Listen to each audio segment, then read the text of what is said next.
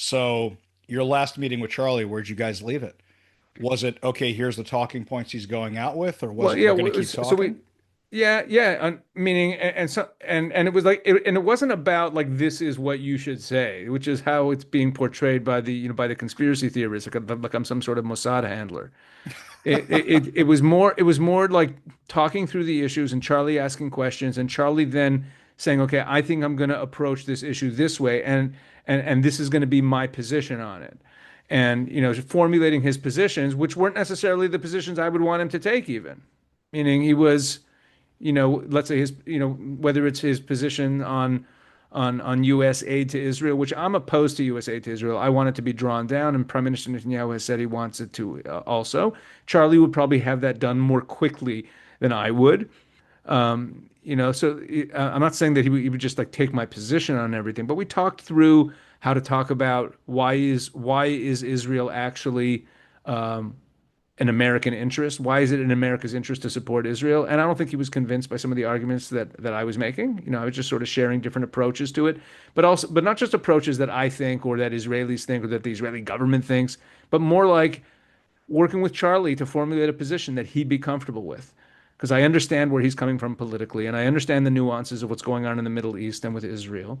So I could help him formulate a position. It's basically sharing my opinions. Charlie is a listener. What was Charlie was a listener. He wanted to hear all opinions. The open marketplace of ideas was like a core fundamental, more than belief, and it was kind of like his existential core. Was he believed in that? He believed in the open marketplace of ideas, which is why he annoyed people like you and me by platforming Tucker Carlson and whoever else. Because for Charlie, the idea that you're supposed to silence any opinion was anathema. But Yeah. that came from a place of truth seeking.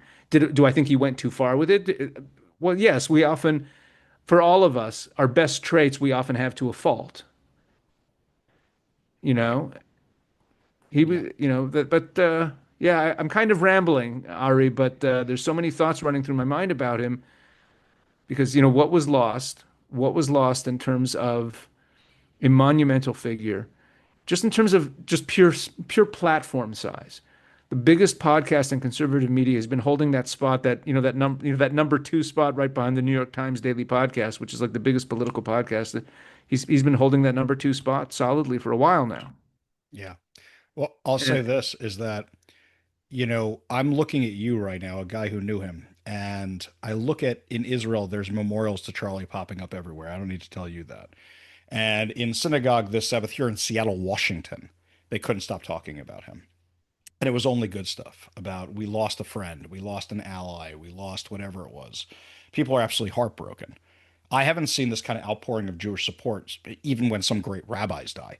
That's how much people loved him. it because it's not just about Israel. Yeah, it's not. Because I think a lot of it is coming from an understanding that he was on the front lines of the battle for Western civilization, for decency, for being a God-fearing person in a public place, for advocating for traditional values. The Orthodox Jewish community saw him as representing their values in the culture. Yeah. And I have to say is that when you have these Judeo-Christian values, it's all merging together and you're all working together. Something you and I have worked on is working more with our Christian friends. Yeah. And when somebody who gets it is taken from all of us,